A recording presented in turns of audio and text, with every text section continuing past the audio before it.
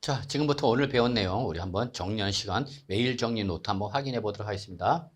자, 일단 1번이죠, 여러분. 자, 거주자가 양도일도 소급해서 10년 이내에 그 배우자나 직계 준비소로부터 증여받은 부동산 또는 부동산을 취득할 수 있는 권리 또는 시설물 이용 회원권 요 세 가지죠, 여러분.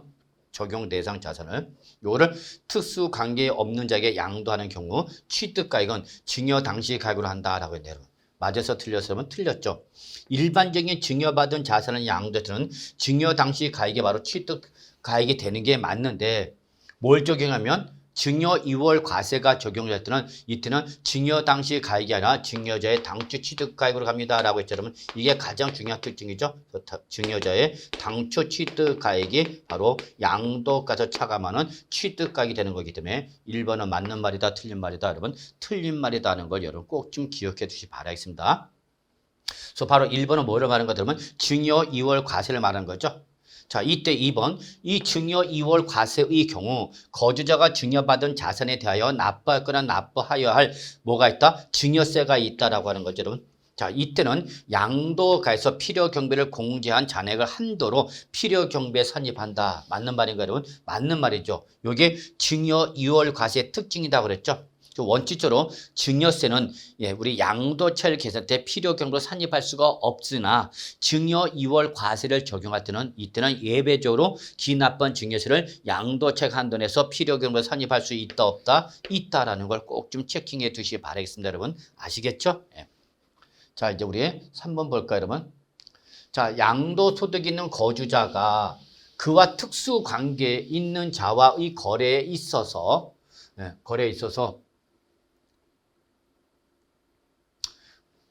부동산 등이네. 여기 요 말이 좀 빠른데 여러분 한 번 좀 넣어주실래요 여러분? 자 그래서 특수 관계에 있는 자와의 거래에 있어서 부동산 등을 시가를 초과해 취득했다. 시가를 초과해 취득했다. 이게 바로 뭐죠 여러분? 고가 양수가 되는 거죠 여러분. 비싸게 샀다 그 얘기죠. 시가에 미달하게 양도했다. 이게 바로 뭐죠 여러분? 저가 양도하였다. 지금 그 얘기죠. 그러므로 해서 조세 부담이 어떻게 했죠? 부담이 감소됐을 때죠. 조세 부담이 부담이 감소시킨 거로 인정이 된다면 그때는 결론 취득가액이나 양도가액을 실지 거래가에서 계산한다. 아니죠. 실지 거래가에서 양도세 계산한 것이 원칙인데 부당해상 부인 규정은 예외 규정을 적용하는 거기 때문에 이때는 실가가 아니라 뭘 적용하냐 여러분? 시가로 계산하는 거죠 여러분. 그래서 이때 틀렸다. 그래서 부당해상 부인 규정을 적용할 때는 실지 거래가액이 아니라 뭘로 여러분? 시가로 양도차를 계산한 거다라는 걸 꼭 좀 기억해 두시기 바랍니다. 자, 4번 미등기 양도죠. 자, 미등기 양도일 때는 이때는 70% 세율 적용하는 거 맞죠, 여러분? 그 다음에 특별공제와 양도소득 기본공제를 적용하지 아니한다 맞는 말이죠. 그래서 여러분 우리 미등기 양도 때는 특별공제, 기본공제를 적용하지 않기 때문에 양도차익이 그대로 양도소득 과세 표현이 된다라는 걸 꼭 기억해 두시기 바라겠습니다. 자, 5번. 양도 차익이 없거나 양도 차손이 발생하는 경우에도 양도소득 과세 표준 예정 신고를 해야 돼, 안 해야 돼? 신고 의무가 있는 거죠. 없다가 아니라 있다가 되는 거죠. 그래서 바로 5번은 틀린 지문이 되겠네요.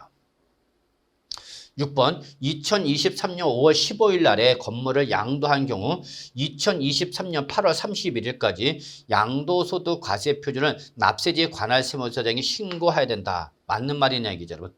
자 여러분 2023년 5월 15일 날에 양도이죠. 그러면 5월 말일이 바로 예정 신고는 양도소득세 납세가 성립이 되고 그날부터 몇 월 이내가 되는 거죠 여러분. 2월 이내가 되는 거예요.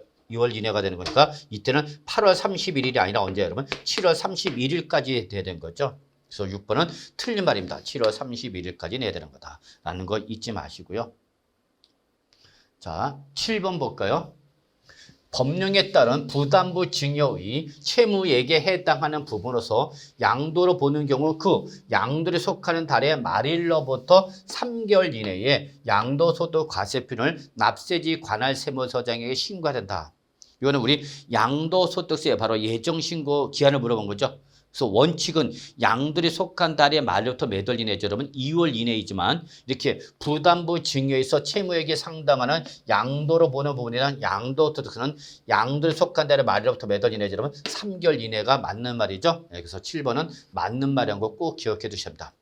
원칙은 2개월 이내지만 부담부 증액때는 3개월 이내로 간다는 거 확인해 두시기 바라겠습니다. 8번 예정신고 시 납부세액이 1,500만 원인 경우 1,000만 원을 납부 기한 지난 후 2개월 이내에 분납할 수 있다 그랬죠. 자, 1,500만 원이니까 여러분 납부세액이 1,000만 초과했으니까 분할을 납부할 수 있는 거죠, 여러분. 그러면 이때 당초 예정신고기에 때 얼마를 내야 되고 그러면 1,000만 원 내야 되고 2개월 후인 분납기한 때 낼 수 있는 금액이 얼마죠, 여러분? 500만 원 이내가 돼야 되는 거죠. 근데 여기는 1,000만 원 그랬으니까 맞아서 틀렸어, 여러분. 틀렸죠. 여기서 납부 기한이 지난 후 2개월 이내에 이게 바로 뭐야? 분납 기한이죠. 예. 그래서 분납 기한 때 낼 수 있는 금액은 1,000만 원을 초과하는 금액 500만 원 이하가 되는 거지 1,000만 원이 아닌 거죠, 여러분. 예. 그래서 8번은 틀린 말이 된다는 거 확인해 두시기 바라겠습니다, 여러분. 아시겠죠, 여러분? 자, 이제 9번, 10번 볼까요? 9번.